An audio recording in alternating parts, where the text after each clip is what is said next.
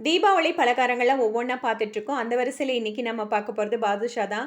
மாவ பதமான பக்குவத்தில பெசஞ்சு எடுத்து வச்சீங்கன்னா, நல்லா சாஃப்ட்டான, ஜூஸியான பாதுஷா நம்ம வீட்லயே செய்யலாம். இது எப்படி பண்ணுறதுன்னு பார்க்கலாம். இதுக்கு 1 கப் அளவு மைதாவ ஒரு பவுல்ல சேர்த்துட்டு, கொஞ்சம் பேக்கிங் சோடா, 1/2 ஸ்பூன் சர்க்கரை, ஒரு பிஞ்ச் அளவு உப்பு, 2 ஸ்பூன் தயிரு, ஒரு 4 ஸ்பூன் நெய் இது எல்லாத்தையும் சேர்த்து நல்லா கலந்து விட்டுக்கணும். மாவு உதிரி உதிரியா வர வரைக்கும் நல்லா கலந்து விட்டுக்கணும்.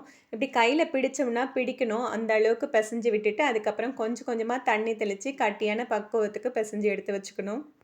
மாவ சப்பாத்தி மாவு மாதிரி கையால அழுத்தி பெசையக்கூடாது. கொஞ்சமா தண்ணி தெளிச்சு விரலாலேயே கலந்து விட்டு, இந்த மாதிரி உதிரி உதிரியாவும் இருக்கணும். ஒண்ணோட ஒண்ணு ஒட்டியும் இருக்கணும். இந்த பக்குவத்தில நல்லா உருட்டி, மூடி போட்டு ஒரு 1 மணி நேரம் அப்படியே ஊற வச்சுடலாம். 1 மணி நேரம் ஊறினதுக்கப்புறம் எடுத்து பார்த்தீங்கன்னா, மாவு இந்த மாரி நல்லா லேயர் லேயரா பிரியணும். மாவு கரெக்ட்டான பக்குவத்தில பெசையலன்னா இந்த மாதிரி பிரியாது. பாதுஷாவும் கல்லு மாதிரி இருக்கும். இந்த மாதிரி லேயர் பிரியும்போது தான் உங்களுக்கு பாதுஷா உள்ள ஜீராலாம் இறங்கி நல்லா சாஃப்ட்டாவும், ஸ்வீட்டாவும் இருக்கும்.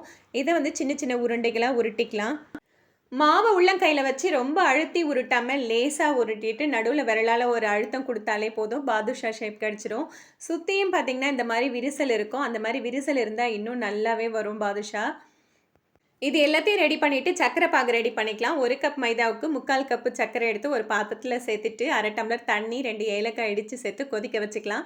பாகு பக்குவம்லாம் தேவையில்ல. கொதிச்சாலே போதும். லைட்டா அப்படி தொட்டு பார்த்தீங்கன்னா, பிசுபிசுப்பா இருக்கும். இதுதான் பக்குவம். நம்ம எடுத்து வச்சிருக்க பாதுஷா எல்லாத்தையும் மிதமான தீயில வச்சு பொன்னிறமா பொரிச்சு எடுத்துக்கலாம். அடுப்ப ஸ்லோ ஃப்ளேம்ல வச்சுட்டு தான் இத பொரிக்கணும். தீ அதிகமா வச்சீங்கன்னா, மேல கலர் மாறி இருக்கும். உள்ள வேகாது. நல்லா ஸ்லோவா வச்சுட்டு 2 பக்கமும் பொன்னிறமா வர வரைக்கும் மிதமான தீயில பொரிச்சுட்டு, அத எடுத்து சூடான ஜீராவுல இத சேர்த்துக்கலாம்.